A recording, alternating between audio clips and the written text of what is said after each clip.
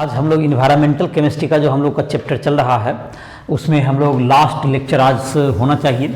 इसमें हम लोग पहले पढ़ चुके हैं ट्रोपोस्फेरिक पॉल्यूशन में, जिसमें कि तुमको जो गैसेस पॉल्यूटेंट होते हैं उसके बाद पीएम जो पार्टिकल है, पार्टिकुलेट मैटर जो प्रेजेंट होते हैं, stratospheric pollution, acid rain, ozone layer depletion जिसमें कि है, तुमको इन सबों के बारे में पढ़ चुके हैं। और आज अब हम लोग एटमॉस्फेरिक पॉल्यूशन के बाद आज हम लोग स्टार्ट कर रहे हैं सेकेंड नंबर जो पॉल्यूशन है तुम्हारा वाटर पॉल्यूशन।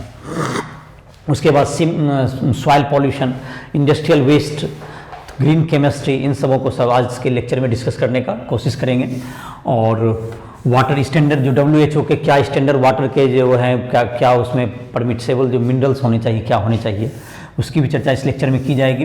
ये सारे लेक्चर राइस्टूडियो ऐप पर तुमको प्ले स्टोर से डाउनलोड करके उस पर तुम प्राप्त कर सकते हो। और क्लास 12 के भी सारे लेक्चर्स हैं जिसको तुम पढ़ाई कर सकते हो, सारे वीडियोज अपलोड हैं। तो राइस्टूडियो के ऐप पर तुम जा करके तुम हमसे कोई भी पर्सनल डाउट के लिए भी हमसे संपर्क कर सकते हो।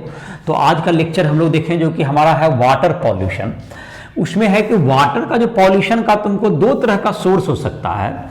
एक तो तुमको हो गया कि पॉइंट सोर्स, जहां पर कि आप आसानी से डिटेक्ट कर सकते हैं इस सोर्स से क्या हो रहा है, पॉल्यूशन वाटर में जा रहा है। तो पॉइंट सोर्स हो गया जहां से कि पॉइंट सोर्स ऑफ पॉल्यूशन। तो ये पॉइंट सोर्स क्या होगा, जैसे कि कहाँ पर जो कि तुमको रिवर में कोई जो डोमेस्टिक जो हमारा जो कि जा रहा है, डोमेस्टिक सीवर जो जा रहा है, या एनिमल एक्सक्रीटा जो जा रहा है, डोमेस्टिक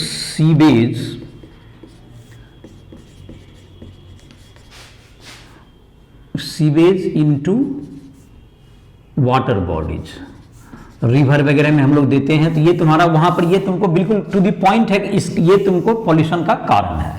कुछ होते हैं नॉन पॉइंट सोर्स होते हैं जिसका कि पॉइंट पता नहीं चलेगा आपको, एक पर्टिकुलर जगह से नहीं आता है। जैसे कि तुमको नॉन पॉइंट वाटर के जो सॉल्यूशन सोर्स में आएंगे, जैसे कि तुमको एग्रीकल्चर रन ऑफ, एग्रीकल्चर जहां पर कि इंडस्ट्री है, एग्रीकल्चर जहां पर कि बहुत बड़ा लैंड एरिया है, जब वर्षा होगी तो वहां से तुमको जो क्या है, जो पानी बह के आएगा तो उसमें क्या आएगा, तुमको वो जो वाटर बॉडीज में जाएगा तो उसमें बहुत से तुमको फर्टिलाइजर हो सकते हैं। तो ये तुमको क्या होगा, इरिगेशन का तुमको जो है irrigation field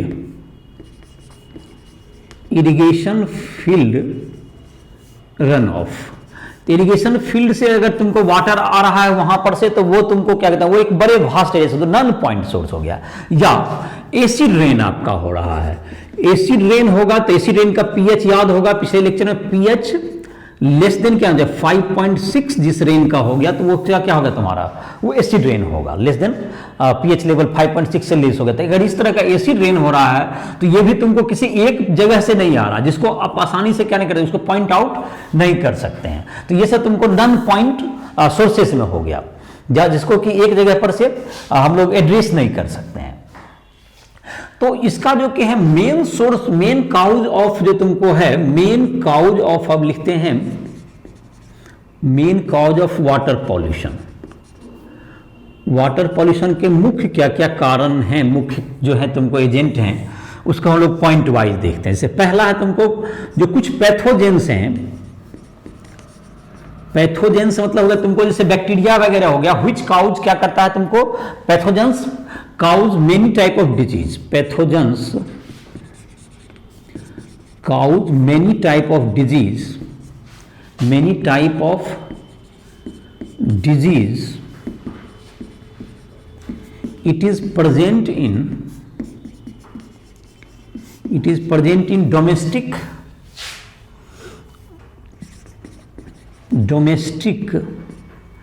or sewer discharge and animal excreta. Animal का जो एक्सक्रीटा होता है उसमें ये तुमको प्रेजेंट है। जो तुमको धीरे धीरे ये क्या जाएगा, डोमेस्टिक जो तुम्हारा जहां पर पाइप जा रहा है सीवर का, जहां से टाउन में गिरता है, उससे तुमको ये कहां पहुंच जाएगा, पहुंच जाता है। इसमें मेनली तुमको जैसे कि है तुमको बैक्टीरिया एक है तुमको जो कि है तुमको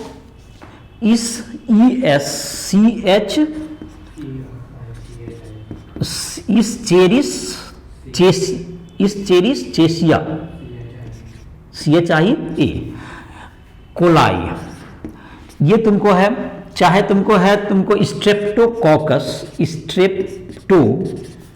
स्ट्रेप्टोकॉकस, FAECALIA, ये LIS, तो ये तुम्हारा जो है ये इसके कारण तुमको गैस्ट्रो इंटेस्टाइन, ये तुमको गैस का जो प्रॉब्लम होता है इसके कारण तुमको ये बैक्टीरिया तुमको है, इससे कोलाई के कारण, जैसे कि इसी कारण डिजीज वगैरह बिकोलाई वगैरह भी इसको डिजीज वगैरह होता है तुमको, और या तुमको ये जो स्ट्रेप्टोकॉकस बैक्टीरिया इन सब के कारण गैस्ट्रो इंटेस्टाइन डिजीज ये हो सकता है तुमको। तो ये तुमको पैथोजन से एक तुम्हारे इसके काउज है जो कि तुम्हारे बुक में ये दिए हुए बैक्टीरिया का नाम, तो ये तुमको ध्यान रखोगे जिसके कारण कि गैस्ट्रो इंटेस्टाइन के लिए ये दोनों रिस्पॉन्सिबल होते हैं। दूसरा है तुमको जो कि वाटर के ऑर्गेनिक मैटर जो तुम्हारे वाटर बॉडी में होंगे, ऑर्गेनिक मैटर, बहुत से ऑर्गेनिक मैटर जैसे कि तुमको है लीफ है, प्लांट हो गया ये सब तुमको, या एनिमल वगैरह जब तुमको आफ्टर डाई जो तुम्हारा चले जाते हैं, एनिमल आफ्टर डाई ETC, तो ये सभी तुमको जहां पर चले जाते हैं, या एनिमल एक्सक्रीटा जो कि मतलब तुम्हारा जो कि ह्यूमन एक्सक्रीटा है, उन सबों में भी ऑर्गेनिक मैटर प्रेजेंट होते हैं। तो ये जो ऑर्गेनिक मैटर होंगे ये भी तुमको वाटर के ये काफी पॉल्यूशन क्रिएट करते हैं। तो ऑर्गेनिक मैटर जो होते हैं तुमको, ऑर्गेनिक मैटर अगर होंगे तो ये बायोडिग्रेडेबल है सारे, तो इसको डिग्रेड करने के लिए इसको बैक्टीरिया चाहिए। ये तुमको इसमें क्या आएगा, तुमको इसमें ये बैक्टीरिया इसमें आ जाएगा, वाटर में ये बैक्टीरिया डेवलप होगा, bacteria to degrade organic matter. ये ऑर्गेनिक मैटर जो तुमको बायोडिग्रेडेबल है, तो ये तुमको इसमें बैक्टीरिया वो उत्पन्न हो जाएगा इस वाटर में भी, जो कि इसको क्या कर सकता है, जो इसको डिग्रेड करेगा। और ये दो तरह का, अगर तुमको जहां तक कि इसमें भी क्या था, अगर बैक्टीरिया आएगा तो इसमें ऑक्सीजन डिमांड होगा, बैक्टीरिया जो डेवलप करेगा इसको जो कि कंज्यूम करने के लिए, तो इसके लिए क्या चाहिए, ऑक्सीजन चाहिए वाटर में। इसके अलावा ऑक्सीजन किसके लिए चाहिए, ऑक्सीजन रिक्वायर्ड तुमको इसके लिए चाहिए, ये तुमको बैक्टीरिया को जब डिजॉल्व करेगा तो इसके लिए क्या चाहिए, ऑक्सीजन चाहिए, ऑक्सीजन रिक्वायर्ड। और ऑक्सीजन तो इसके लिए भी चाहिए जो कि तुम्हारा जो कि फाइटोप्लैंक्टन जो कि तुम्हारा है, तुमको फाइटोप्लैंक्टन है जो कि पेड़ पौधा है तुमको, या तुमको उसमें जो जीव जंतु है, फिश वगैरह है, उन सबों को भी तो क्या चाहिए, ऑक्सीजन चाहिए। तो जाहिर है कि ऑक्सीजन अब उपलब्ध कितना होता है, कितना ऑक्सीजन वाटर में डिजॉल्व है, और आपका जैसे इस तरह का ऑर्गेनिक मैटर अगर ज्यादा प्रेजेंट होते जाएगा तो इसके लिए बैक्टीरिया भी तुमको, एरोबिक बैक्टीरिया तुमको पहले रहेगा, तो और एरोबिक बैक्टीरिया अगर ऑक्सीजन की कमी होने लगेगी तो एन और एरोबिक बैक्टीरिया भी होगा, ऐसा आएगा जो कि इसको पहले तो एरोबिक बैक्टीरिया अगर ऑक्सीजन आपके पास सफिशिएंट है तो एरोबिक बैक्टीरिया से ये डिस्क्लोज होगा, और ऑर्गेनिक मैटर डिस्क्लोज करने के लिए तो उससे ऑक्सीजन की क्या होगी, उसमें वाटर में कमी होगी, क्योंकि ऑक्सीजन जाहिर है कि लेने वाले बहुत लोग हैं, जो उसमें पेड़ पौधे जो कि बायोडाइवर्सिटी जो कि वाटर में भी रहता है बहुत सा वाटर बॉडीज में, उसके लिए भी ऑक्सीजन की जरूरत है। और तुमको जहां तक है तुमको फिश वगैरह है उसके लिए भी ऑक्सीजन की जरूरत है। जहां तक कि डे लाइट में है, अगर ये तुमको फाइटोप्लैंक्टन जो पेड़ जो कि तुम्हारा प्लांट वगैरह है वह तो डे लाइट में क्या करेगा, CO2 मतलब कि एब्जॉर्ब करके, और O2 क्या करता है, लिबरेट करता है फोटोसिंथेसिस के द्वारा। लेकिन नाइट के समय में सबको रेस्पिरेशन करना है, नाइट के समय में तो फोटोसिंथेसिस बंद हो जाएगा, तो उस समय का जो है तुमको O2 का लेवल क्या हो जाएगा, आपका डाउन होने लगेगा। तो ये रात के समय में ये जो कि जहां ज्यादा मात्रा में अगर ऑर्गेनिक मैटर आपका वाटर में आ गया तो आपको बैक्टीरिया का और बहुत जगह के कारण और वाटर का लेवल, वाटर में ऑक्सीजन का लेवल क्या हो जाएगा, आपका कम हो जाएगा। तो जहां तक की बात रहेगा ऑक्सीजन लेवल वाटर में पहले होता कितना है ये पहले देखते हैं। तो वाटर में जो water oxygen level in water, तुमको ऑक्सीजन लेवल इन वाटर, तुमको ये वाटर में होता है 10 ppm होता है, ये तुमको ऑक्सीजन का मतलब 10 लाख जो ml अगर वाटर लेते हैं तो उसमें 10 ml O2 आएगा तुम्हारा, 10 मतलब कि मास में भी कह सकते हैं, या इतना 10 ppm आएगा। ppm मतलब पार्ट पर मिलियन, मिलियन का मतलब 10/6 पार्ट में 10 पार्ट ऑक्सीजन, ये बहुत ज्यादा नहीं है, it is not very much. और जहां तक की बात रहा कि तुमको अब जो एक क्लीन वाटर है तुमको, तो क्लीन वाटर जो होता है, क्लीन वाटर जिसमें की है, तो इसमें सबको तो ये जो ऑक्सीजन डिमांड है जिसको हम लोग बीओडी कहते हैं, बायोलॉजिकल ऑक्सीजन डिमांड यहां है आपका 10 ppm आपका घुला हुआ है। तो अब बात है कि जैसे जैसे ऑर्गेनिक मैटर आपको बढ़ेंगे तो ऑक्सीजन तो ज्यादा मात्रा में चाहिए होगा, तो उसका जो बायोलॉजिकल ऑक्सीजन डिमांड है वो बढ़ता जाएगा। जो उसको डिग्रेड करेंगे, जो ऑक्सीजन की डिमांड है वो क्या होते जाएगी वाटर में, बैक्टीरिया आपका ज्यादा डेवलप होगा, बैक्टीरिया ज्यादा डेवलप होगा तो उसको ऑक्सीजन चाहिए, तो उसको हम लोग कहते हैं बीओडी वैल्यू कहते हैं, बायोलॉजिकल ऑक्सीजन डिमांड। तो ये जो तुमको क्लीन वाटर का है जो कि बिल्कुल है, जिसमें कम मटेरियल प्रेजेंट होंगे, इसमें लेस देन 5 ppm चाहिए, लेस देन 5 ppm, ये BOD value, biological oxygen demand, BOD जिसको कहते हैं बायोलॉजिकल ऑक्सीजन डिमांड। तो ये जाहिर है कि अगर नॉर्मल कंडीशन है, क्लीन वाटर है, तो आपका तो 5 से भी लेस चाहिए, 10 ppm है तो कहीं कोई दिक्कत नहीं है, उतना वाटर उतना ऑक्सीजन क्या है उपलब्ध है।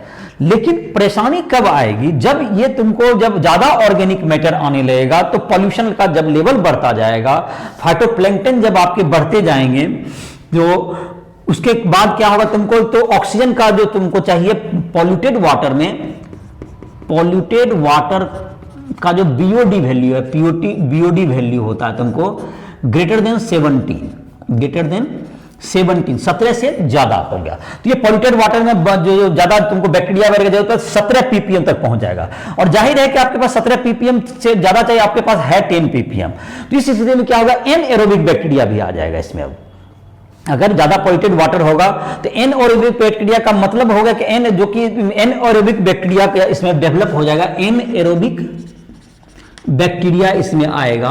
और ये क्या करेगा, ये एनएरोबिक बैक्टीरिया तुमको ये इसको डिकम्पोज करके मीथेन गैस बनाएगा, ये anaerobic bacteria decompose to methane gas, और जो कि फाउल स्मेल होगा, और ये हेल्थ के लिए क्या होगा तुमको, ये it is not fit for health, ये फिट फॉर हेल्थ मतलब कि ये दुर्गंध करने लगेगा। और पानी देखते हो बहुत सा जो कि तुमको वाटर बॉडी जिसमें देखते हो तुमको दुर्गंध आता है, उसमें बैड स्मेल आते रहेगा। उसका कारण यही है कि उसमें बहुत से जो एल्गी वगैरह डेवलप हो जाएंगे, तो वो तुमको क्या कहने लगेंगे, तो उसके कारण बायोलॉजिकल ऑक्सीजन डिमांड पूरा नहीं होगा, तो उसमें जो है तुमको एनएरोबिक बैक्टीरिया डेवलप हो जाएगा, और वह क्या कर देगा इसको, उसमें तुमको मीथेन गैस प्रोड्यूस करने लगेगा, और जिसके कारण कि उसमें तुमको वाटर बॉडी से क्या आने लगेगा, स्मेल आने लगेगा, और ये तुमको क्या हो जाएगा। और इसके अलावा और भी जो तुमको जो कि नेक्स्ट पॉइंट में बताएंगे, जो केमिकल्स हैं वो भी ऑक्सीजन के डिमांड के लिए तुमको रिस्पॉन्सिबल होता है। कुछ केमिकल्स अगर डाल देते हैं तो उसको भी, ये तो तुमको एक ऑर्गेनिक मैटर को डिकम्पोज के लिए बैक्टीरिया को चाहिए, ये तो एक पार्ट हुआ। इसके अलावा जो कि तुमको जो कि फाइटोप्लैंक्टन जो बायोडाइवर्सिटी उसमें प्रेजेंट है उसको भी ऑक्सीजन चाहिए।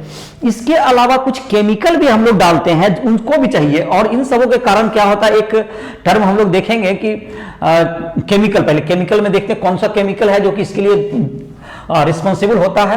तो केमिकल देख लेते हैं, इसमें भी बायोलॉजिकल ऑक्सीजन डिमांड उसके लिए भी चाहिए हमको। और इस प्रकार बायोलॉजिकल ऑक्सीजन डिमांड का क्या मतलब समझा, कि जो ऑर्गेनिक मैटर, अभी तक तो ऑर्गेनिक मैटर के लिए ही जो डिकम्पोज करने के लिए, या तुमको जो एनिमल्स हैं, या तुमको उसमें जो कि फाइटोप्लैंक्टन है, जो प्लैंक्टन भी हैं, उन सबों के लिए क्या चाहिए हमको चाहिए ऑक्सीजन चाहिए, जिससे कि वह जिंदा रह सके, और that is called biological oxygen demand. तो उसमें जहां तक डाटा याद, बॉड वैल्यू याद रखोगे, हमारा वाटर, क्लीन वाटर में तुमको बॉड वैल्यू उसका होता है 5 ppm से लेस, और मोस्ट पॉल्यूटेड वाटर का 17 ppm से अधिक बायोलॉजिकल ऑक्सीजन डिमांड होगा, और जो कि वाटर में होता है तुमको 10 ppm। तो अगर पॉल्यूटेड वाटर होता जाएगा तो उसमें बायोलॉजिकल ऑक्सीजन डिमांड ज्यादा हो जाएगा, तो उस स्थिति में एनएरोबिक बैक्टीरिया आएगा जो कि उसको मीथेन में रिड्यूस करेगा, और इस प्रकार से क्या होगा, तुम्हें तो उसमें फाउल स्मेल उस वाटर बॉडी से आने लगेगा, जो कि हेल्थ के लिए सुटेबल नहीं होगा। अब हम लोग जो तीसरा, दो अभी फैक्टर हम लोग देखे, अभी डील किए। एक तो हो गया तुम्हारा वाटर बॉडीज में, वाटर में तुमको पोल्यूशन था जो कि पैथोजेंस के कारण, दूसरा हो गया तुमको ऑर्गेनिक मैटर, तीसरा आते हैं हम लोग केमिकल। बहुत से केमिकल हैं जो कि हम लोग इसमें वाटर में, जाहिर है कि कोई भी चीज इसमें डाल देते हैं, तो वह केमिकल भी कि क्या है तुमको काफी वाटर के लिए पॉल्यूशन का काम करता है। जैसे कि उसमें जो एक लिख सकते हैं हम लोग डिटर्जेंट, जैसे सोप और डिटर्जेंट जो हम लोग यूज करते हैं, तो आजकल ये जो सोप और डिटर्जेंट जो बनाएंगे ये सब बायोडिग्रेडेबल बनाए गए हैं। सोप एंड डिटर्जेंट जो तुम्हारा होते हैं, सोप एंड डिटर्जेंट, ये तुमको बायोडिग्रेडेबल बनाए गए हैं। बायोडिग्रेडेबल, अगर बायोडिग्रेडेबल नहीं तो हानि और भी ज्यादा होगा। बायोडिग्रेडेबल है। बायोडिग्रेडेबल होने के बावजूद भी एक परेशानी है, जो वाटर बॉडीज में ये जब जाता है तो इसके लिए क्या चाहिए? इसके लिए तो चाहिए वाटर, इसको डिकम्पोज वाले करने के लिए क्या चाहिए? बैक्टीरिया की जरूरत पड़ेगी। ये तो जाहिर बायोडिग्रेडेबल है तो इसको बैक्टीरिया चाहिए, और ये बैक्टीरिया तुम्हारा क्या होने लगेगा? जब डिटर्जेंट और सोप ज्यादा जाएंगे तो ये बैक्टीरिया तुमको क्या होने, बढ़ने लगेगा फिर वाटर में। इसके लिए भी बैक्टीरिया की जरूरत है, और बैक्टीरिया चाहिए तो इसके लिए भी फिर क्या चाहिए? बीओडी चाहिए। यहां भी ऑक्सीजन डिमांड ये करेगा, इसके लिए भी आपको बायोलॉजिकल ऑक्सीजन डिमांड क्या हो जाएगा? यहां पर ये बढ़ेगा। और इसके अलावा ये जो तुम्हारा एक केमिकल होगा ये भी बायोलॉजिकल ऑक्सीजन डिमांड बढ़ाता है, इसको भी क्या चाहिए? ये जो तुमको डिटर्जेंट और सोप को डिस्ट्रॉय करने के लिए भी सोप जो बैक्टीरिया चाहिए, इसका ग्रोथ होने लगता है, और इसका ग्रोथ होगा तो इसके लिए भी क्या चीज की जरूरत पड़ेगी? हमको ऑक्सीजन की डिमांड वहां पर होगी, और ये काफी मात्रा में होगा। तो जिसके भी ऑक्सीजन का लैप्स होने लगता है, जैसे कभी बता रहे थे ऑर्गेनिक मैटर डिस्ट्रॉय के लिए चाहिए, ये डिटर्जेंट सोप इन सबों के लिए भी क्या चाहिए? इसमें होगा। दूसरा है तुमको, दूसरा जो तुम्हारा है प्लांट न्यूट्रिएंट चला जाता है इसमें, प्लांट न्यूट्रिएंट। तो ये जो तुमको है बहुत सा तुमको जो कि एग्रीकल्चर रन ऑफ से खास करके आता है, जो कि तुमको फर्टिलाइजर इसमें चला गया। फर्टिलाइजर अगर इसमें तुमको आ गया, फॉस्फेट नाइट्रेट ये सब आ गया तुमको, तो ये सब प्लांट न्यूट्रिएंट है। तो प्लांट न्यूट्रिएंट है तो इसका मतलब ये हुआ कि वाटर बॉडीज में अब जो तुमको एल्गी वगैरह है ये काफी बढ़ जाएगा, जिसको जलकुंभी वगैरह भी कहते हो, ये तुमको काफी मात्रा में क्या आ जाएगा? अब ये डेवलप हो जाएगा, क्योंकि इसको क्या मिला? फर्टिलाइजर मिल रहा है, तो इसका ग्रोथ तेजी से बढ़ेगा। जो एग्रीकल्चर वगैरह से जो कि तुमको जो कि फर्टिलाइजर आया है वह क्या करेगा? वह तुमको वाटर चला जाएगा, वहां से बह के वाटर बॉडीज में गया, और वह एल्गी के ग्रोथ को क्या कर देगा? यह बढ़ा देगा, और एल्गी का ग्रोथ बढ़ेगा तो फिर यहां पर भी ऑक्सीजन का डिमांड चाहिए। यहां भी अब एल्गी ज्यादा होगा तो ये भी तो ऑक्सीजन डिमांड करेगा। बायोलॉजिकल ऑक्सीजन डिमांड चाहिए, प्लांट भी बढ़ गया, जहां पर इसकी संख्या इसकी बढ़ती जाएगी तो यह भी क्या करेगा? ऑक्सीजन डिमांड करेगा। तो सब मिलजुल करके ऑक्सीजन का डिमांड, जैसे जैसे आपका पॉल्यूशन का लेवल जैसे बढ़ते जाएगा, ऑक्सीजन डिमांड क्या होता जाएगा? आपका बढ़ता जाएगा, उसका पॉल्यूशन लेवल बढ़ा, और ये सब भी इसमें फैक्टर है। तो इन सबों के कारण, जैसा कि तुमको ऑर्गेनिक मैटर को वेस्ट करना, डिटर्जेंट के लिए चाहिए इसके बैक्टीरिया को डिस्ट्रॉय करने के लिए बैक्टीरिया चाहिए जो कि तुमको डिस्ट्रॉय करे, उसको ऑक्सीजन चाहिए। प्लांट न्यूट्रिएंट के कारण तुमको क्या हो गया कि एल्गी वगैरह का बढ़ जाएगा, तो उसमें फिर ऑक्सीजन डिमांड बढ़ जाएगा। इन सबों के कारण तुमको एक टर्म यूज होता है जो कि वाटर बॉडीज में यूट्रोफिकेशन, EUTROFICATION, यूट्रोफिकेशन। तो ये क्या होता है? तुमको डाइंग एनिमल और biodiversity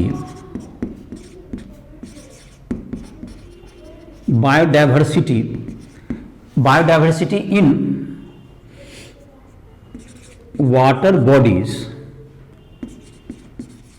due to lack of oxygen. तो इसके कारण तुमको डाई होने, जैसे फिश वगैरह जो कि तुम्हारा है, ये सब क्या होने लगेंगे? तुमको ये जो फिश है ये सब डिस्ट्रॉय होने, मरने लगेगा। तो इस प्रक्रिया को, इन सब को ऑक्सीजन चाहिए। तो जाहिर है कि ये टर्म एक तुमको कहां पर डील करता है? ये तुमको यूट्रोफिकेशन, ये तुम्हारा टर्म हो गया कि ये तुमको सबका डेथ होने लगा। इस टर्म को हम लोग क्या कहेंगे? एक टर्म यह है तुम्हारा, इसके लिए यूट्रोफिकेशन हो गया तुम्हारा। तो ये तुमको जो ऑक्सीजन की कमी के कारण ये तुमको समस्या आएगी, और फाउल स्मेल होगा, उससे हेल्थ का प्रॉब्लम अलग आएगा आपको, जो कि मतलब जो कि मेन जो उसके आसपास रहते हैं उसके लिए भी हेल्थ का अलग इशू बनेगा, और जो है कि वहाँ उसमें जो जीव जंतु रह रहे हैं, मछली वगैरह, उसको भी वो भी क्या होने लगेगा? मरने लगेगा। तो ये तुम्हारा हो गया यूट्रोफिकेशन, ये तुम्हारा। लेकिन और भी केमिकल्स अभी हम लोग यूज करते हैं, जैसे कि तुम्हारा ये तो प्लांट न्यूट्रिएंट हो गया, ये तुम्हारा इसके अलावा भी हम लोग केमिकल्स यूज करते हैं जो कि वाटर बॉडीज में हम लोग देते ही हैं। जैसे तुम्हारा है केमिकल में, जैसे कि आ गया तुम्हारा जो कि तुम्हारा है केमिकल में, जैसे कह सकते हो पॉलीक्लोरिनेटेड बाइफिनाइल,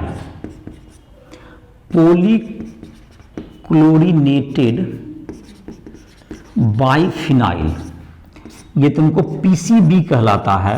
ये भी तुमको क्या कहते हैं, ये भी हार्मफुल होता है तुमको, ये हार्मफुल है तुमको पीसीबी, कार्सिनोजेनिक, मतलब कि ये तुमको कैंसर काउज हो सकता है ऐसे, कार्सिजेन, तो ये तुमको होता है कार्सिजेनस, ये तुमको काउज कैंसर, ये काउज कैंसर, ये तुमको, ये सब भी तुमको, ये तुमको जल्दी डिजॉल्व नहीं होंगे, पॉलीक्लोरिनेटेड बायोफेनिल, ये तुमको, ये भी एक क्या है तुमको, ये तुमको जो वाटर में तुमको जाने के कारण ये भी पॉल्यूशन का कारण बनता है। और भी केमिकल्स हो सकते हैं, जैसे कि तुम्हारा क्या, और भी कोई केमिकल है जिसमें तो यही है तुम्हारा जो केमिकल्स हो गए, फर्टिलाइजर हो गए तुम्हारा, ये तुम्हारा क्या हो गया, ये तुम्हारा था तुमको ऑर्गेनिक वेस्ट में तुम्हारा फर्टिलाइजर, डिटर्जेंट वगैरह है, और ये सब तुम्हारा जो केमिकल हो गए जो तुमको क्या करेंगे। और भी बहुत सारे केमिकल्स जैसे तुमको जो कि इंडस्ट्री से भी क्या होते हैं तुमको, तुमको जो मेनी केमिकल्स फ्रॉम इंडस्ट्री, वो भी क्या करेंगे तुमको हानि पहुंचाते हैं। तो केमिकल्स फ्रॉम इंडस्ट्री ये भी लिख सकते हैं, जो कि तुमको वाटर सोल्यूबल जो होते हैं तुम्हारा, केमिकल्स फ्रॉम फैक्ट्री। तो फैक्ट्री से भी बहुत से केमिकल आते हैं जो कि क्या करते हैं, वाटर बॉडीज में चले जाते हैं डायरेक्ट, तो उससे भी क्या होती है, हानि होती है। तो ये तुमको, ये सब तुमको इसके कारण हो गए, वाटर पोल्यूशन के काउज हैं। तो इन सबों को कंट्रोल करने का यही है कि डोमेस्टिक जो कि तुम्हारा है, जो अगर पीने का पानी है तो उसमें क्या कीजिए, वाटर, ड्रिंकिंग वाटर में तुमको, ये वाटर अगर पॉल्यूटेड वाटर है तो ड्रिंकिंग वाटर के लिए तुमको अब उसमें क्या मिलाइए तुमको, ये तुमको या तो ब्लीचिंग पाउडर डाल लीजिए, ब्लीचिंग पाउडर और केमेनोफोर का ये डाल करके टू ड्रिंक, ये ड्रिंकिंग वाटर करना है तुमको, ये दोनों का प्रयोग कर सकते हैं। ब्लीचिंग पाउडर उसमें डाल लीजिए, या तुमको केमेनोफोर के कुछ जो तुमको जो होंगे मतलब कि क्रिस्टल टाइप के उसमें डाल सकते हैं आप, केमेनोफोर क्रिस्टल, ये तुमको वाटर को प्योर करने के लिए इसका प्रयोग कर सकते हैं इसको, और ये ड्रिंकिंग पर्पस के लिए यूज करने के लिए। और जहां तक है कि वाटर जो सीवेज को कभी भी, दूसरा क्या है इसको, ये ड्रिंक करने के लिए, दूसरा है कि इसका जो इसका बचने का क्या है तुमको, इसका प्रिवेंशन तुम्हारा क्या हो गया, इसको क्या करना है तुमको। दूसरा है कि कभी भी डायरेक्टली जो है सीवेज को क्या कर, बिना ट्रीटमेंट किए वाटर बॉडीज में नहीं डालिए। Do not mix sewage directly to water bodies, water bodies में डायरेक्ट इसको नहीं डालना है। ये तुमको क्या करना है, इसको, इसके डालने से पहले क्या कीजिए, ट्रीट कीजिए इसको ट्रीटमेंट कीजिए, treat them water, sewage water, इन सबको ट्रीट करके, डोमेस्टिक वेस्ट इन सबको ट्रीट करके, उसको प्योर करके तब उसमें क्या कीजिए, डालिए। तो ये सब आपका वाटर पॉल्यूशन को क्या कर सकते हैं, ये सब कम कर सकते हैं। तो ये हमारे थे वाटर पॉल्यूशन हो गए। वाटर पॉल्यूशन के बाद तुम्हारा था, अब है तुम्हारा दैट इज तुमको ड्रिंकिंग पर्पस के लिए जो हम लोग वाटर यूज करेंगे, जो WHO के क्या रिकमेंडेशन है, कौन कौन से मिनरल होने चाहिए, कौन कौन से सॉल्ट किस लेवल में होने चाहिए, उसको हम लोग इसमें देखते हैं। तो जैसे कि तुमको WHO स्टैंडर्ड फॉर वाटर,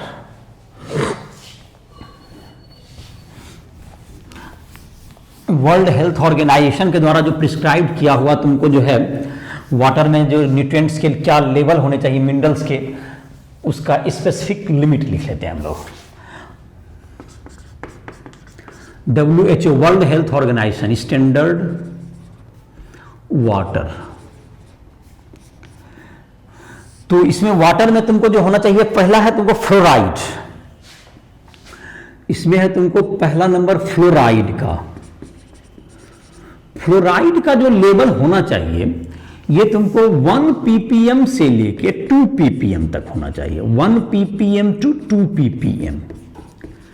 ये तुमको 1 ppm से अगर लेस होगा तो टूथ का डिके, गम जो है आपका कमजोर होने लगेगा। अगर इसका लेवल लेस देन 1 हुआ, ये फ्लोराइड से क्या करता है, ये तुमको पहले जो तुमको रहता है, तुमको जो एपेटाइट, ये फ्लोरो एपेटाइट बनाता है। फ्लोराइड के प्रेजेंस में ये क्या बनाता है, hydroxyapatite of tooth converted to fluorapatite, fluorapatite में ये कन्वर्ट हो जाता है। और ये तुमको 1 ppm से फ्लोरोएपेटाइट में, जिससे कि गम जो होता है उसका गम मजबूत हो जाए, स्ट्रांग बन जाएगा इसका। इसके लिए फ्लोरीन की जरूरत पड़ेगी। जिससे कि क्या हुआ, हाइड्रोक्सी एपेटाइट से क्या बन जाता है, फ्लोरो एपेटाइट, जिससे कि उसका गम वगैरह क्या होगा, स्ट्रांग होगा। अब है कि इसलिए कि फ्लोराइड की जरूरत है। अगर ये तुमको 2 ppm से ज्यादा अगर होने लगेगा, more than 2 ppm, more than 2 ppm होने पर एक ब्राउन मॉडलिंग, ब्राउन की स्पेलिंग क्या है, brown MOTTELING, MOTTELING, brown mottling, ये तुमको एक डिजीज होगा, ये तुम्हारा ये ब्राउन मोटलिंग एक डिजीज हो जाएगा तुमको। और अगर ये तुमको ग्रेटर देन 10 ppm हो गया, ग्रेटर देन 10 ppm अगर इसका कंसंट्रेशन हो गया, तो ये तुमको टूथ डिके और बोन प्रॉब्लम, बोन में भी प्रॉब्लम आने लगेगा ये। तो फ्लोराइड का लेवल जाहिर एक ऑप्टिमम जो WHO प्रिस्क्राइब करता है 1 ppm से 2 ppm। 1 ppm से लेस होने पर आपका गम कमजोर हो सकता है, 2 ppm से ज्यादा होने पर भी तुमको टूथ में या बोन में 10 ppm ज्यादा होने पर उसमें प्रॉब्लम आ सकता है। तो ये दोनों भी इस लिमिट के बीच में ही होना चाहिए, ये रिकमेंडेशन है। दूसरा रिकमेंडेशन है तुमको नाइट्रेट के लिए, जैसे नाइट्रेट की बात करें, NO3-, तो नाइट्रेट जो है तुमको इसका जो कंसंट्रेशन जो तुमको जो प्रिस्क्राइब्ड किया गया है तुमको 50 ppm, इसका प्रिस्क्राइब्ड लिमिट है 50 ppm, 50 ppm। अगर इससे ज्यादा हो गया तो एक तुमको ब्लू बेबी सिंड्रोम हो सकता है। More than 50 ppm, more than 50 ppm nitrate में कौन सा एक डिजीज होता है जिसको हम लोग कहते हैं, डिजीज का नाम हो गया मिथेनोग्लोबिनोमिया, NEMIA, मिथेनोग्लोबिनेमिया। ये तुमको डिजीज होगा जिसको ब्लू बेबी सिंड्रोम भी कहते हैं, ब्लू बेबी सिंड्रोम। ये डिजीज तुमको क्या होगा, इसके एक्सेस से, नाइट्रेट के एक्सेस से हो जाएगा। तो इस याद रखेगा तुमको मिथेनोग्लोबिनेमिया, नोमिया, मिथेनोग्लोबिनेमिया ये डिजीज होगा, और नाइट्रेट के 50 mm से ज्यादा होने पर। इसलिए जाहिर है प्रिस्क्राइब्ड लिमिट आपका मैक्सिमम कितना है, 50 ppm। तीसरा है तुमको सल्फेट का। सल्फेट का तुमको जो है काफी ज्यादा लिमिट है, 500 ppm तक है।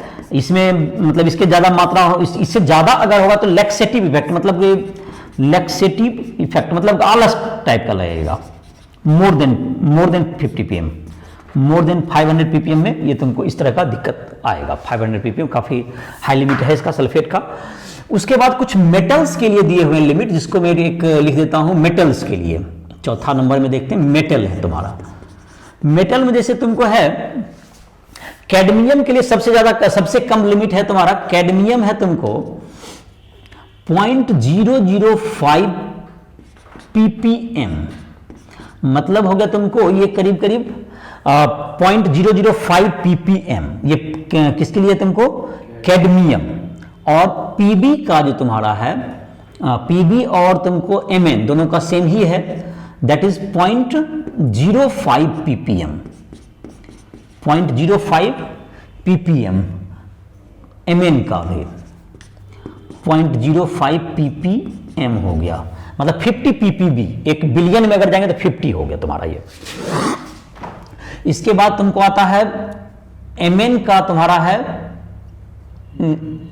Mn का कितना दिया हुआ है, हाँ Mn का हो गया। अच्छा हाँ, उसके बाद Fe 0.2 ppm। एल्यूमिनियम भी तुम्हारा 0.2 ppm हो गया, ये भी प्रिस्क्राइब लिमिट यही है 0.2। इसके बाद तुमको आ जाता है कॉपर का 3 ppm है तुम्हारा लिमिट, और जेरन का 5 ppm तक हो सकता है। ये तुमको प्रिस्क्राइब ये लिमिट दिए गए हैं, जो कि वाटर में क्या होना चाहिए, एक स्टैंडर्ड वाटर में ये तुम्हारे मिनरल्स के रूप में ये प्रेजेंट होने चाहिए, WHO का स्टैंडर्ड। फिर से एक बार मैं रिपीट कर देता हूं, फ्लोराइड का है 1 ppm to 2 ppm, जिसमें कि अगर अगर 1 ppm से कम ये फ्लोराइड क्या करता है, हाइड्रोक्सी एपेटाइट को फ्लोरो एपेटाइट बनाता है, जिससे कि गम तुम्हारा स्ट्रॉन्ग होता है। अगर 1 ppm से कम होगा तो गम क्या नहीं रहेगा, तुम्हारा स्ट्रॉन्ग नहीं हो पाएगा। 2 ppm ज्यादा होने पर ब्राउन मोटलिंग होगा। दूसरा हो जाएगा तुमको अगर 10 ppm से ज्यादा होगा तो तुमको जो है बोन डिके में, बोन में भी प्रॉब्लम आएगा। उसके बाद था तुमको नाइट्रेट का, तुम्हारा जो है तुमको लिमिट है, दैट इज नाइट्रेट का लिमिट है 50 ppm, और उसका 50 ppm से ज्यादा होने पर क्या हो गया, मिथेनियोग्लोबोमिनिया, ये तुमको डिजीज होगा जिसको ब्लू बेबी सिंड्रोम भी कहते हैं। सल्फेट का 500 ppm तक है, काफी ज्यादा लिमिट है, दैट इज लेक्सेटिव इफेक्ट, नहीं तो आलस्य टाइप का आएगा, उससे ज्यादा होगा सल्फेट का अगर मात्रा तो। और जो कि तुमको ये सब जो मेटल होते हैं, मेटल की मात्रा ज्यादा होने पर, जैसे कि मेटल का पाइप आप यूज करते हैं उससे आएगा, इससे लीवर प्रॉब्लम हो सकता है, अगर इससे ज्यादा होगा जो प्रिस्क्राइब्ड आपका लिमिट है, लीवर प्रॉब्लम, तुमको नर्वस सिस्टम का प्रॉब्लम होता है। और ये इसकी जो सबसे बड़ी बात क्या है, ये जो तुम्हारे बॉडी में जो चला जाता है इसको बॉडी एक्सक्रीट नहीं कर पाता है, तुम्हारे बॉडी में ये एक्यूमुलेट होता चला जाएगा। ये सब सारा जो कैडमियम है, लेड है, ये सब हमारे बॉडी में क्या होते जाएगा, ये एक्यूमुलेट होते जाएगा, जिससे कि इसका लेवल आपका वाटर ये बॉडी में क्या होगा तुम्हारा बढ़ता जाएगा, और इस तरह का ये डिजीज में क्या हो जाएगा, तुमको ये सेंट्रल नर्वस सिस्टम का डिजीज या तुमको लीवर का प्रॉब्लम या इस तरह का प्रॉब्लम क्या आने लगेगा, तुम्हें आने लगेगा।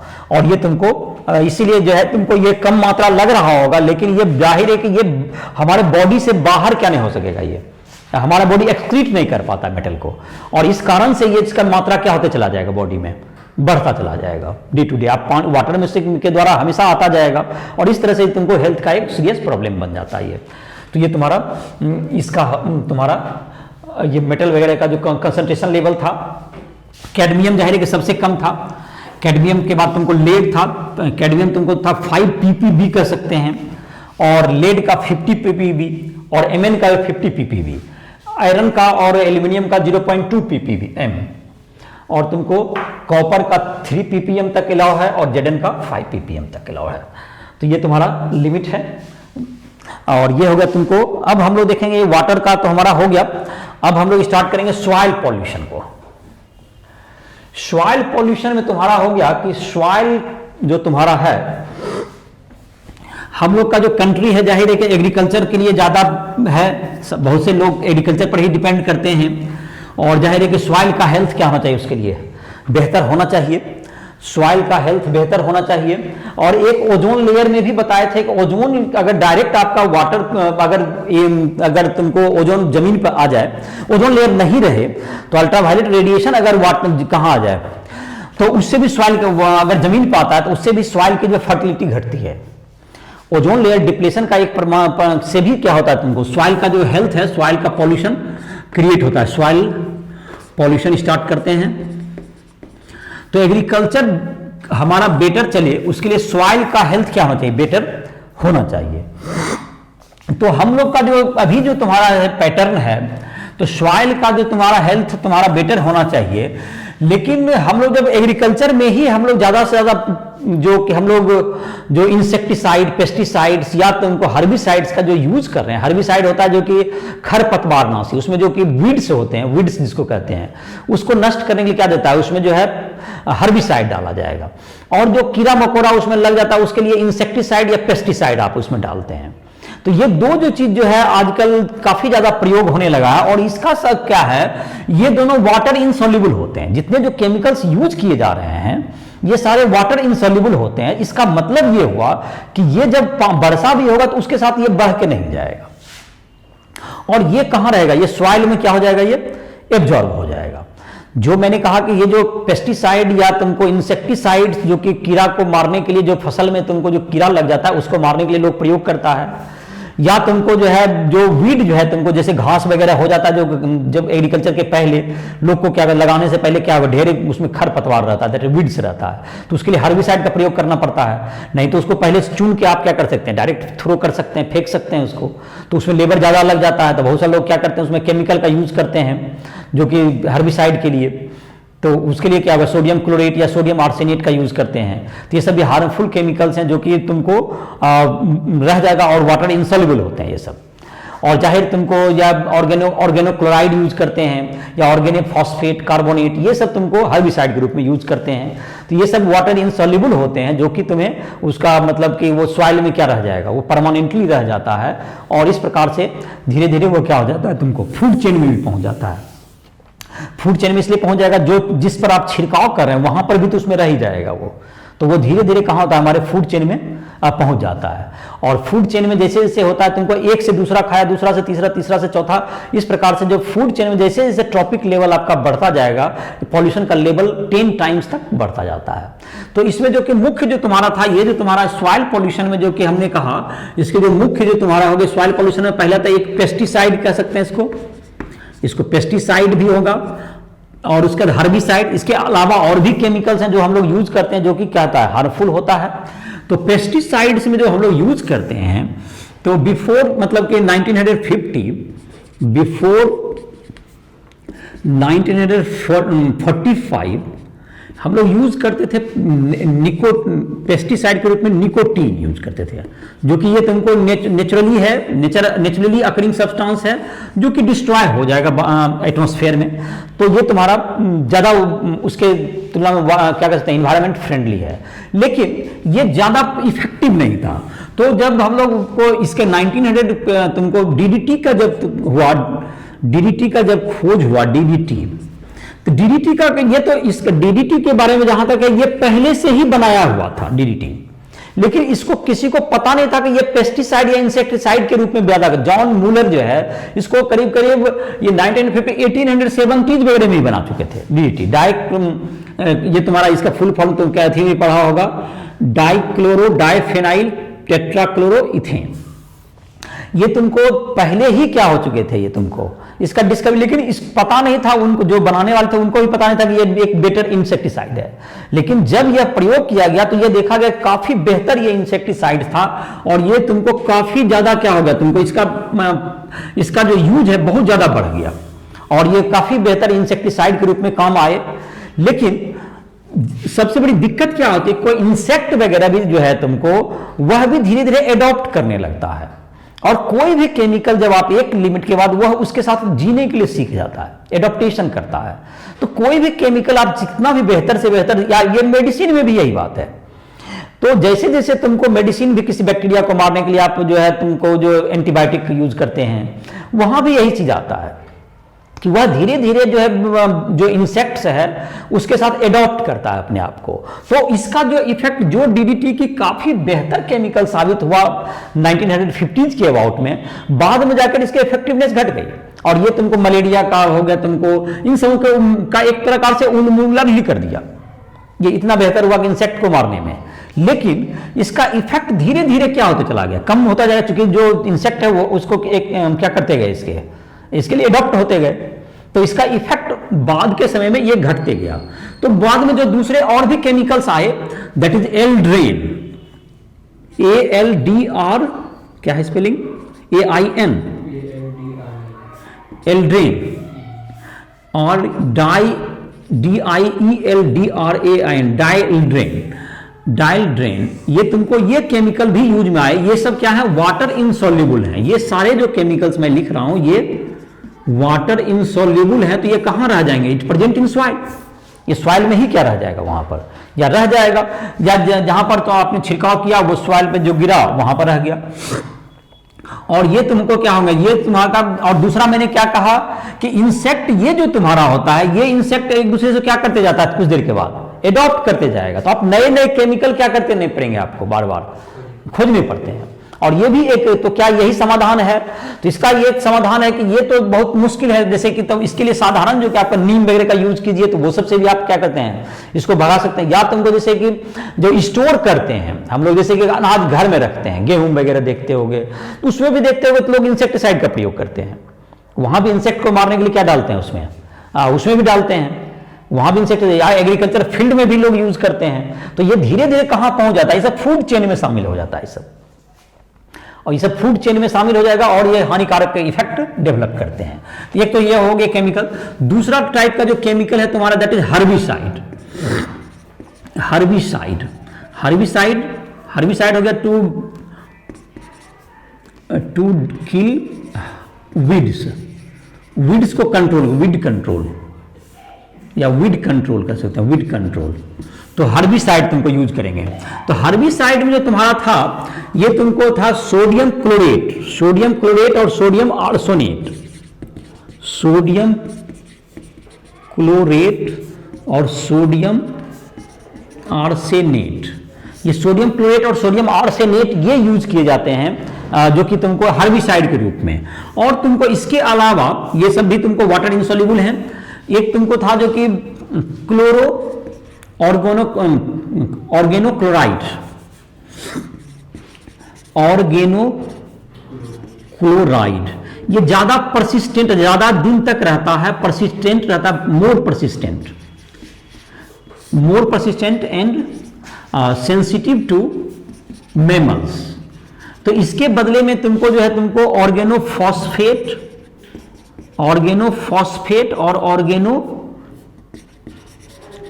ऑर्गेनोफॉस्फेट एक यूज किया गया और ऑर्गेनोकार्बोनेट, इसके प्लेस पे ये सब तुमको हर्बिसाइड यूज किए गए। ये सब हर्बिसाइड के टाइप्स हो गए तुम्हारा। हर्बिसाइड्स में जैसे तुम्हारा क्या क्या हो गया, हर्बिसाइड्स में जो यूज किए जाते हैं that is sodium chlorate, sodium arsenate, या तुमको ऑर्गेनोक्लोराइड, ऑर्गेनोफॉस्फेट, तुमको सल्फेट, ऑर्गेनोकार्बोनेट, ये सब तुमको यूज करते हैं। इससे कम ये परसिस्टेंट, ये ज्यादा रहता है, ज्यादा दिन तक रहता है, ये फूड चेन में भी शामिल हो जाता है तुम्हारा।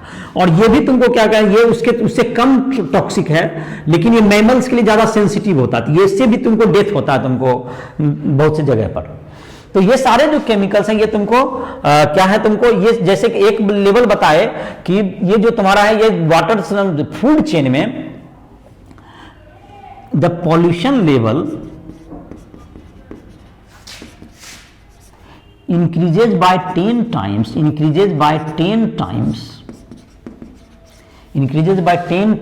in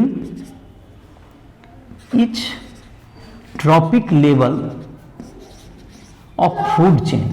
तो फूड चेन में जैसे जैसे तुमको बढ़ता जाएगा पॉल्यूशन का लेवल 10 टाइम्स क्या होता चल जाएगा, ये बढ़ता जाएगा। और हमारा जो है तुमको सॉइल जो है तुम्हारा ये क्या होता जाएगा, धीरे धीरे इसके प्रयोग से एक और चीज देखा गया जिसकी चर्चा हो सकती है कि तुमको जिसमें कि अगर हर्बिसाइड का प्रयोग करेंगे जिस फील्ड में, तो उसमें तुमको यह देखा गया है कि उसमें कीड़ा मकोड़ा लगने की संभावना भी बढ़ जाएगी।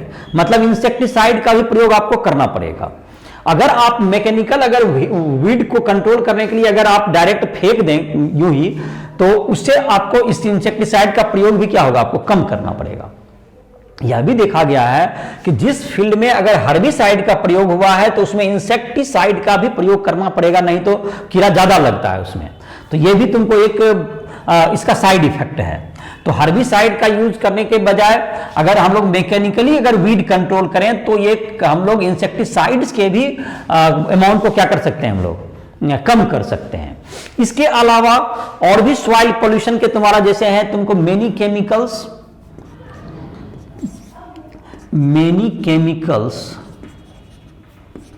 यूज्ड इन फैक्ट्री, ये भी क्या करते हैं सॉइल को, जो कि बहुत सा केमिकल जो जिसको कहां डिकम्पोज कर देता है, लोग डिकम्पोज कर देगा तुमको जाकर के सॉइल में दे देता है, तो वह भी तुमको क्या होता है, ये भी तुमको सॉइल के लिए होता है। रेडियो एक्टिव जैसे है ये वाटर बॉडी में भी ऐसे रेडियो एक्टिव जो तुम्हारा है, रेडियो एक्टिव जो तुम्हारा होगा न्यूक्लियर पावर प्लांट वगैरह से आता है, न्यूक्लियर पावर प्लांट से आता है।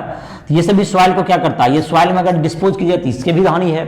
या वाटर बॉडीज में भी ये जाएगा तुमको, जैसे कि तुमको जो तुम्हारा कहा जाए कि तुमको जो इसमें था वाटर बॉडीज में तुम्हारा जैसे कि वाइल स्पिल कर गया, जो कि वाटर का उसमें जो नहीं लिखे थे उसमें भी तुम पॉइंट नोट कर सकते हो कि वाइल का जो तुम्हारा वाइल बहुत सब मेजर वाइल स्पिल, मतलब अगर तुमको समुद्र में बहुत बार क्या होता है, समुद्र में जो टैंकर के द्वारा ही जो शिप के द्वारा हम लोग लाते हैं जो क्रूड वाइल है, तो बहुत बार एक्सीडेंट बस क्या होता है बहुत ज्यादा मात्रा में जो वाइल है कहां चला जाता है, वाटर बॉडीज में।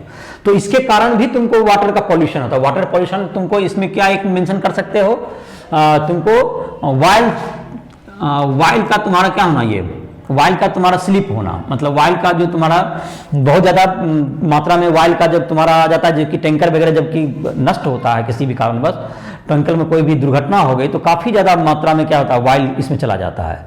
दूसरा हो सकता है रेडियो एक्टिव सब्सटेंस भी इसमें जा सकते हैं, या तुमको इरोजन ऑफ सॉइल, ये सब भी उसके कारण थे।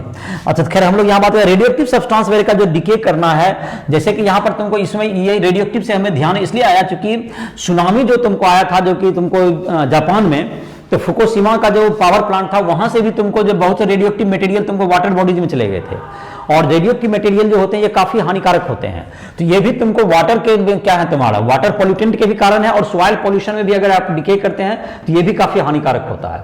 तो ये जो तुमको रेडियो एक्टिव मटेरियल का डिके का तुमको अलग से तुमको क्या करना पड़ेगा, इन सबों की व्यवस्था करनी पड़ेगी। क्योंकि अब तो जाहिर है बहुत से जो पावर प्लांट है वो तुमको किससे चलाए जाते हैं, जाहिर न्यूक्लियर पावर प्लांट इसी से चलते हैं, या न्यूक्लियर बम बनाना हो, सब में रेडियो एक्टिव मटेरियल डिके होता है।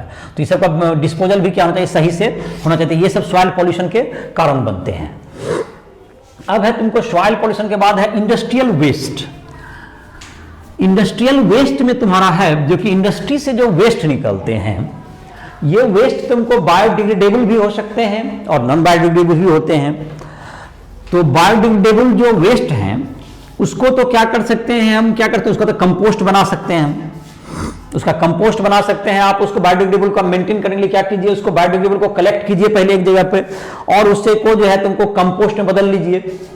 और एक दूसरा है तुमको ये सब का जो तुम्हारा बायोडिग्रेडेबल से आप तो उसको चाहिए तो आप इलेक्ट्रिसिटी भी डेवलप कर सकते हैं मीथेन गैस के द्वारा, और जो तुमको और जो बच जाएगा दैट इज उसको कंपोस्ट के रूप में यूज करें। तो ये सब तुमको बायोडिग्रेडेबल जो तुम्हारा है वेस्ट है उसको तो उससे हम लोग क्या कर सकते हैं, इस ढंग से उसको मैनेज भी कर सकते हैं। और नॉन बायोडिग्रेडेबल जो होंगे अकॉर्डिंगली अलग अलग केमिकल्स में नॉन कम जो पॉल्यूटेड हो उसमें कन्वर्ट करना होगा। चलिए तो हम लोग देखते हैं पहले industrial waste. Industrial waste, industries जो वेस्ट निकलते हैं जो सॉलिड वेस्ट होते हैं, यह भी जाहिर है कि इन्वायरमेंट के लिए काफी क्या होते हैं तुमको ये मुश्किल होते हैं। जैसे कि उसमें तुमको है बायोडिग्रेडेबल वेस्ट में पहले आए,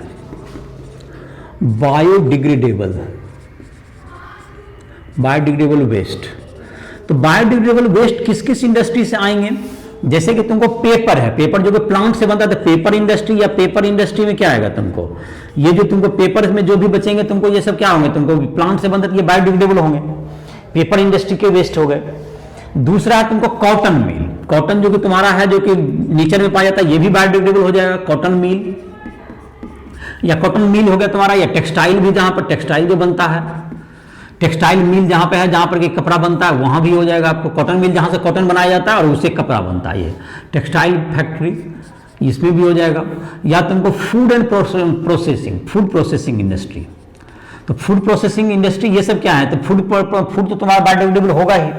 ये जो चीज यहां से जो सारे जो कि इस तरह की इंडस्ट्री जो मिलेंगे ये क्या होंगे, बायोडिग्रेडेबल। और बायोडिग्रेडेबल जो तुम्हारा है इसको मैंने क्या कहा, इसको क्या बनाइए, इससे बायोडिग्रेडेबल को ये तुमको इसको डाल करके इसको क्या बनाइए, इसमें डाल करके तुमको क्या कहते हैं, इसको पहले गलाइए और उसमें बैक्टीरिया डाल देता है जिसको जो कि इसको क्या कहते हैं मीथेन में कन्वर्ट कर देगा। इसमें तुमको क्या करेगा, इसको मतलब कि कंपोज, इसको मतलब कि क्लोज में कीजिए और एक बैक्टीरिया इसमें डाल करके इसको converted to methane, methane used for electricity, used to generate electricity and rest to compost. तो इसको बेहतर वे में आप अगर मैनेज करेंगे तो वे आपका क्या कर सकता है, ये तुमको एक कम ये क्या होगा तुम्हारा कंपोस्ट खाद भी आपको मिल जाएगा, जिससे केमिकल फर्टिलाइजर से भी होने वाले जो पॉल्यूशन है उससे भी आपको छुटकारा मिलेगा। और दूसरा है इसका तुमको मैनेजमेंट भी होगा। दूसरा है तुमको जो नॉन बायोडिग्रेडेबल होंगे, नॉन बायोडिग्रेडेबल वेस्ट में तुम्हारा आ गया, जैसे कि बहुत सी इंडस्ट्री है जिससे कि नॉन बायोडिग्रेडेबल वेस्ट मिलेंगे।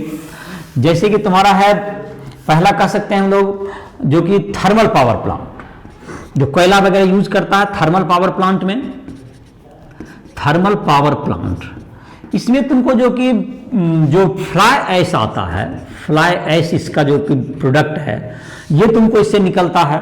और ये तुमको बहुत जगह देखोगे थर्मल पावर प्लांट जहां पर है वहां पर ये फ्लाई ऐश पूरा बिखरा पड़ा था, सॉइल का पूरा एकदम पूरा सब जगह फैला हुआ रहेगा। तो यह भी एक पॉल्यूशन का कारण बनता है। लेकिन इसका जो है तुमको इससे तुमको अब जो है इसको सीमेंट इंडस्ट्री में यूज किया जाने लगा है, जैसे रिसाइकिल करके इसका सीमेंट इंडस्ट्री में क्या होने लगा, इस जो स्लैग है तुमको फ्लाई ऐश इसका यूज करके क्या बना रहा है अभी, ये स्लैग मतलब इसका यूज करके इस फ्लाई से सीमेंट बनाया जाने लगा है। तो ये तुमका इससे ये तुमको इसके मैनेजमेंट से इससे ये कमी आ जाती है। और थर्मल पावर प्लांट जैसे हम लोग के कंट्री में है, हम लोग के कंट्री में लगभग 70% से ज्यादा तुमको जो हम लोग का जो इलेक्ट्रिसिटी आता है थर्मल पावर प्लांट से ही आता है। तो जाहिर है कि सब जगह ये तुमको भरा पड़ा है ये फ्लाइस। दूसरा है तुमको iron and steel industry. Iron and steel industry में ब्लास्ट फर्नेस जो तुम्हारा था, जिसमें कि तुमको जाहिर है कि आयरन को हम लोग क्या करते हैं, उसके ओर से हम लोग एक्सट्रैक्ट करते हैं। तो ब्लास्ट फर्नेस के तुमको जो ब्लास्ट फर्नेस और iron slag, iron steel slag, ये दोनों स्लैग तुमको यहां पर जो तुमको सब जगह इसमें मिलेंगे। ब्लास्ट फर्नेस के भी स्लैग मिलेंगे और आयरन के भी, स्टील के भी स्लैग तुमको मिलते हैं। यह भी तुमको हार्मफुल होते हैं, तुमको सब जगह मिलेंगे। तीसरा है तुमको कह सकते हो जो कि तुम्हारा है, जो कि एल्यूमिनियम, तुमको मेटल इंडस्ट्री कह सकते हो। एल्यूमिनियम, कॉपर और तुमको जेडन, ये सब इंडस्ट्री से तुमको मिलेगा तुमको मड एंड, एक क्या वर्ड है, mud and tellings, spelling TALI, tellings. ये मड एंड टेलिंग्स मतलब ये तुमको मड, इसका कीचड़ मिलेगा या इसका और भी अवशेष क्या रह जाएगा, इसका बचा हुआ रह जाएगा, मड एंड टेलिंग्स कहलाता है ये तुमको। फर्टिलाइजर इंडस्ट्री जो है तुमको, फर्टिलाइजर इंडस्ट्री से तुमको जिप्सम मिलेगा। जिप्सम, GYPSUM, जिप्सम का फॉर्मूला याद होगा CaSO4.2H2O, जिप्सम। ये तुम्हारा जिप्सम मिल जाएगा फर्टिलाइजर इंडस्ट्री से। और बहुत से हजार्ड मिलते हैं जो कि तुम्हारा, जो कि जैसे तुम्हारा है, जैसे फार्मास्यूटिकल इंडस्ट्री, ड्रग्स, फार्मास्यूटिकल, तुमको रबर, डाई, ये सब इंडस्ट्री से तुमको हजार्ड मतलब कि बहुत HAZ होता है, हजार्ड मतलब इनफ्लेमेबल और टॉक्सिक, मतलब तुमको ये तुमको वेस्ट निकलते हैं इससे। तो ये सब तुमको रबर इंडस्ट्री में से भी निकलते हैं इसमें। तो ये सब इंडस्ट्री के जो है तुमको यहाँ निकलेंगे। दूसरा अभी तो सबसे ज्यादा जो फेमस तुम्हारा है प्लास्टिक वेस्ट, तो सबसे ज्यादा है ही, जो कि डोमेस्टिक से भी आता है, इसे जाहिर है प्लास्टिक तो है ही तुम्हारा, जो कि हर जगह क्या है तुमको प्लास्टिक जो इंडस्ट्री है, जहाँ पे ये अभी तुमको क्या कहते हैं, ये भी तुमको सबसे ज्यादा बड़ा क्या है, एक ये भी वाटर पोल्यूशन का भी कारण बनता है, सॉइल पोल्यूशन का भी, हर जगह पे तुमको क्या होता है ये वाटर पोल्यूशन में भी ये चला जाएगा प्लास्टिक, जो कि तुमको कहते हैं वहां पर भी जो फिश वगैरह हैं या तुमको एनिमल जो इसको खा जाते हैं उन सबों को भी हानि करता है। इसके अलावा आजकल इसके अलावा भी इलेक्ट्रॉनिक ई वेस्ट जिसको कहते हैं हम लोग, ई वेस्ट, इलेक्ट्रॉनिक वेस्ट, ये भी आजकल के तुम क्या कहते हैं ये पोल्यूशन के कारण बने हुए, जो कि हमारा जो कि आज का जो कि बढ़िया से बढ़िया मोबाइल फोन हो या लैपटॉप हो, जिस दिन हमको लेकर खुश था, लेकिन भविष्य का ये क्या बनने वाला है, ये कचरा ही बनने वाला है, जो कि ई वेस्ट के रूप में आएगा।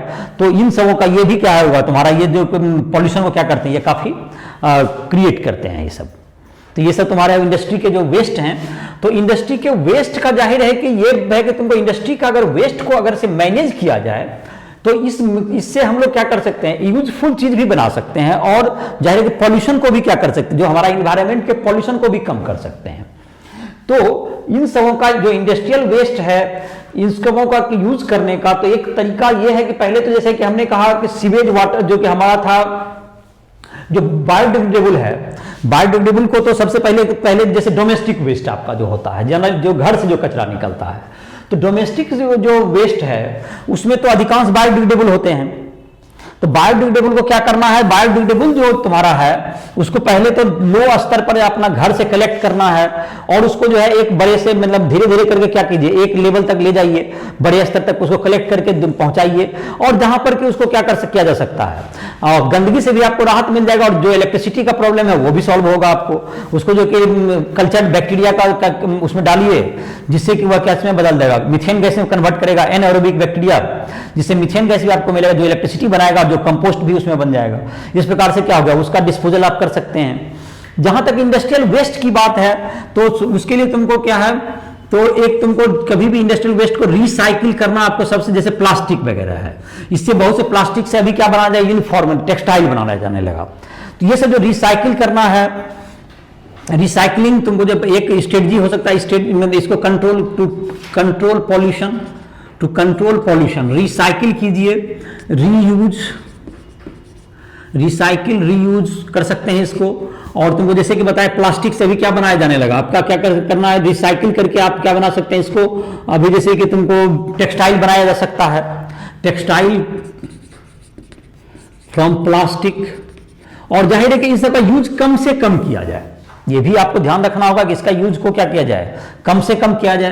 प्लास्टिक वगैरह क्या होता है, तुमको ये वाटर बने, तुमको क्या कहते हैं, एनिमल को भी क्या करता है, तुमको एनिमल और फिश इन सबों के लिए भी ये हानिकारक है जो ये तुमको। और ये धीरे धीरे इसके ये तुमको यही नहीं, ये फूड चेन में पहुंच करके हमारे बॉडी में भी आ जाते हैं, ये फिर से रिटर्न होकर आ जाएगा ये। और इस तरह से क्या होता है तुमको, इसीलिए ये प्लास्टिक जो वेस्ट है, इस सबको काफी मतलब ये सब दिन, ये एक बार क्रिएट हो गया, ये सब दिन रहेगा। तो ऐसे भी अब तो एक बायोडिग्रेडेबल प्लास्टिक भी आए हैं जो कि बैक्टीरिया द्वारा क्या हो सकता है, नष्ट हो सकता है। तो इसका कम से कम यूज करें। और जैसे इसके बदले आप पेपर बैग को यूज कर सकते हैं, पेपर जो कि बायोडिग्रेडेबल होता है तो वो नष्ट हो जाएगा कोई भी कैरी करने के लिए। दूसरा हो सकता है तुम्हें डोमेस्टिक वेस्ट के लिए क्या होगा, collection and disposal of biodegradable domestic and industrial waste. तो इसको जो है तुमको इससे to convert methane and compost, to produce methane and compost, electricity के लिए मीथेन बनाइए और इसको कीजिए। तो ये आपका स्ट्रेटजी हो सकता है। दूसरा है इसके अलावा एक हम लोग कहते हैं ग्रीन केमिस्ट्री, आजकल एक फेमस वर्ड है। ग्रीन केमिस्ट्री क्या होता है, तो ग्रीन केमिस्ट्री का मतलब यह है कि हम लोग का जो लाइफ है, ऐसा तो कभी नहीं अब हो सकता कि हम लोग केमिकल का यूज समाप्त कर दें। क्योंकि हम लोग का जो लाइफ है, अब हम लोग जिस तरह का लाइफ स्टाइल हो गया, तो ऐसा तो पॉसिबल नहीं है कि लोग गर्मी में रहे, फ्रिज नहीं चलाए या तुमको एसी नहीं चलाएगा, ऐसा तो, या और भी जो सुविधा के जो केमिकल्स हैं, जाहिर है कि वो हमारे लिए काफी क्या करते हैं, सुविधा भी जनरेट करते हैं। तो यह तो पॉसिबल नहीं है कि लोग इसका क्या कर दे, यूज ही क्या कर दे, बंद कर दे। तो कर क्या सकते हैं जो कि इसमें, तो ऐसा कर सकते हैं हम लोग कि ग्रीन केमिस्ट्री ये कहता है, तो ग्रीन केमिस्ट्री का कहना है ये कि ऐसा आप केमिकल्स को बनाइए जो कि पॉल्यूशन कम क्रिएट करे या नहीं क्रिएट करे, क्या कहें, इन्वायरमेंट का। तो दैट, इस तरह का जो केमिस्ट्री होगा, that is called green chemistry. Green chemistry का मतलब है ऐसे प्रोडक्शन ऑफ केमिकल,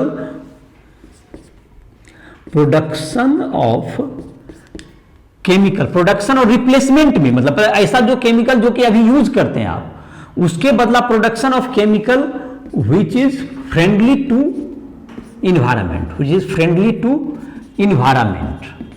इन्वायरमेंट के लिए जो फ्रेंडली हो उसको बनाइए। And replace the polluted chemical cause pollution, इसको क्या करते हैं, रिप्लेस करते जाइए। जो क्या आप करते हैं उसको क्या कीजिए, रिप्लेस करते जाइए। जो कि मतलब आज के साइंस, जो कि केमिस्ट्री का अपना एक टारगेट, काफी बड़ा टारगेट होना चाहिए कि आप जितने भी जो भी केमिकल्स जो कि क्या कर रहे हैं, जो यूज कर रहे हैं, तो उसके बदले ऐसा केमिकल यूज करें जो कि इन्वायरमेंट को कम से कम क्या करे, इफेक्ट करे या नहीं करे। तो ग्रीन केमिस्ट्री इसी को कहेंगे हम लोग। तो ग्रीन केमिस्ट्री के अंतर्गत जो है तुमको हमारा तीन तरह का, जैसे कह सकते हैं, हो सकता है। एक तो होता है तुमको कि नए जो बनाना, ग्रीन केमिस्ट्री में क्या हुआ तुमको, टू प्रोड्यूस न्यू केमिकल, एक तो ये आपका अप्रोच हो सकता है, new chemical friendly for environment, एक तो ये हो गया। दूसरा आपका टारगेट ये हो सकता है ग्रीन केमिस्ट्री में कि जो कि आपका केमिकल बन गया उसको आप इस ढंग से कन्वर्ट कर दें कि वह तुमको क्या हो जाए, कम हार्मलेस हो, उसको वह एक ऐसे केमिकल में उसको कन्वर्ट कर लें जिससे कि उसका जो हानि है, उससे जो इन्वायरमेंट को हानि हो रही है वो क्या हो जाए, कम हो जाए। कन्वर्ट पॉल्यूटेड केमिकल, जो पॉल्यूशन के लिए कहा हो, टू लेस पॉल्यूटेड केमिकल, ये ऐसा बनाइए जो कि कम पॉल्यूशन में ये चला जाए, कम पॉल्यूशन क्रिएट करे, जो हजार्ड वगैरह है उसको नए ढंग का प्रोडक्ट बना के उसको कम हार्मफुल में कन्वर्ट कर लीजिए। एक तो ग्रीन केमिस्ट्री का ये भी टारगेट होगा। तीसरा टारगेट हो एक जो है जिसको मेटाथेसिस कहते हैं, एक वर्ड है तुमको मेटाथेसिस। ये तुमको ये जो प्रोडक्ट होता है तुमको कि एटम का arrangement of atom with in molecule changing of arrangement of atoms within molecules, इसको मेटाथेसिस। ये देखो तुमको अलग से एक मतलब है, मॉलिक्यूल के अंदर एटम का अगर अरेंजमेंट आप चेंज कर दें, जाहिर मॉलिक्यूल ही आपको बदल जाएगा। और जो इन्वायरमेंट के लिए काउज बन रहा है वो मॉलिक्यूल अगर चेंज हो जाएगा तो ऑफकोर्स आपका क्या हो जाएगा, ये तुमको इन्वायरमेंट का जो है तुमको काफी बेहतर होगा। और कह सकते हैं use water as solvent for chemical reaction rather than benzene या तुमको chloroform, carbon tetrachloride, CCl4 etc। इन सबों के बजाय वाटर को ये यूज कीजिए किसके रूप में, सॉल्वेंट। जब रिएक्शन आप कराते हैं तो रिएक्शन कराने में आपको क्या होते हैं, रिएक्टेंट होते हैं, प्रोडक्ट बनते हैं, और जो तुमको सॉल्वेंट एक होता है। तो सॉल्वेंट के रूप में किसका यूज करना है आपको, वाटर का। जहां ज्यादा से ज्यादा यूज करें तो ये तुमको जाहिर है कि पोल्यूशन नहीं क्रिएट करेगा। और दूसरा कोई भी केमिकल यूज करते हैं तो जैसे बेंजीन, ये सब टॉक्सिक होता है तुम्हारा, बेंजीन है, क्लोरोफॉर्म हो गया, कार्बन टेट्राक्लोराइड, ये सब टॉक्सिक होगा। तो इसलिए इसका प्रयोग करने के बजाय इस सॉल्वेंट में का यूज करें जो वाटर तुमको क्या है, ये जाहिर है कि तुमको ये कम जल्दा गर्म भी ज्यादा नहीं होगा, इसमें हीट भी कैपेसिटी भी इसकी काफी अधिक होती है, और ये तुमको इन्वायरमेंट के लिए भी काफी बेहतर होता है। तो ये तुमको चार इसके जो ग्रीन केमिस्ट्री के चार टारगेट हो सकते हैं।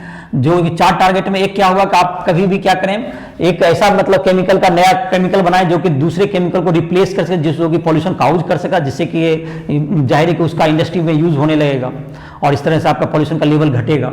दूसरा हो सकता है कि जो पॉल्यूशन का अगर कोई केमिकल क्रिएट हो गया है जो पॉल्यूशन का कारण बन रहा है, उसको आप न्यू केमिकल में कन्वर्ट कर दे, जिससे कि पॉल्यूशन का कारण क्या नहीं हो पाए, ऐसा टारगेट हो सकता है। जो पॉल्यूटेड मॉलिक्यूल्स बने हुए हैं उसमें एटम के अरेंजमेंट को बदल दीजिए, जिससे वो कि मेटाथेसिस कहलाएगा, जिसके लिए इन दोनों के लिए जो सेकेंड और थर्ड पॉइंट के लिए तुमको जो नोबेल प्राइज भी दिया गया है ग्रीन केमिस्ट्री के लिए।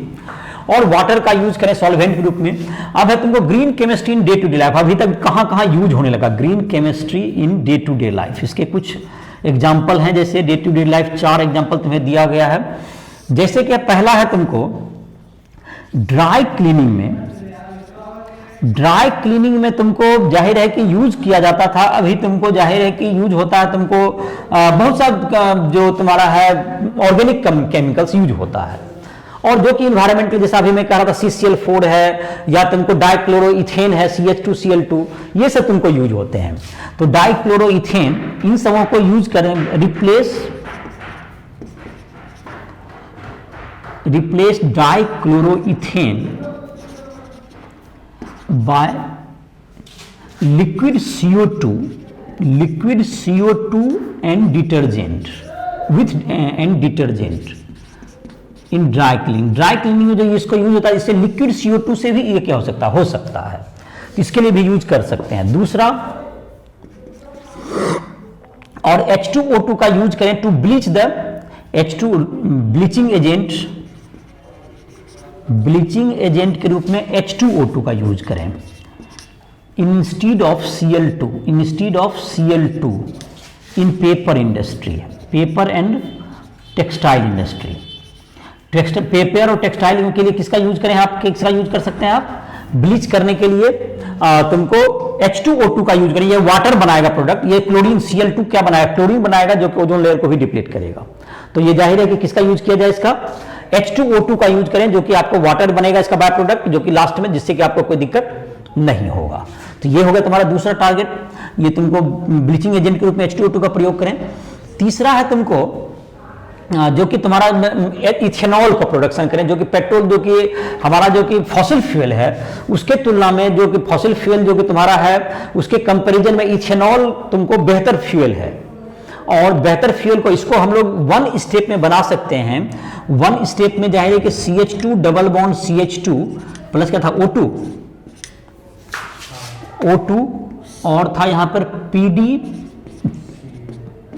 CU2 in water. ये कैटलिस्ट के प्रेजेंस में एक स्टेप में हम लोग क्या बना सकते हैं, इथेनॉल बना सकते हैं। और इथेनॉल का ये प्रोडक्शन कर सकते हैं। ये तुमको जो कि किसको रिप्लेस कर सकता है, आपको फॉसिल फ्यूल को ये रिप्लेस कर सकता है। तो फॉसिल फ्यूल को अभी जो तुम्हारा है भारत सरकार का टारगेट है तुम्हारा ये 20% तक अब पेट्रोल में तुमको क्या करने लगा, मिक्स कर किया जाने लगा है इसको। 20% तक इसका मतलब कि इथेनॉल का मिक्सिंग होने लगा है अब। चौथा तुम्हारा है इमली जो होता है तुम्हारा, जिसको हम लोग कहते हैं इमली का इंग्लिश हो गया